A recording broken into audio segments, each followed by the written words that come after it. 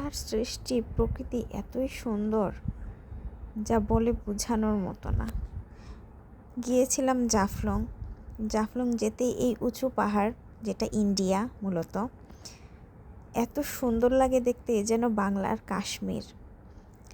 সেই সাথে পাহাড়ের বুকে বয়ে যাওয়া এই ঝর্ণা, মনে হচ্ছে যে স্বর্গের মতো একটা জায়গায় আছি। এত সুন্দর। আপনারাও চাইলে এই জায়গা থেকে ঘুরে আসতে পারেন। এটা জাফলং যাওয়ার পথেই পড়ে। ওই যে বিএসএফ কাকা দাঁড়িয়ে আছেন।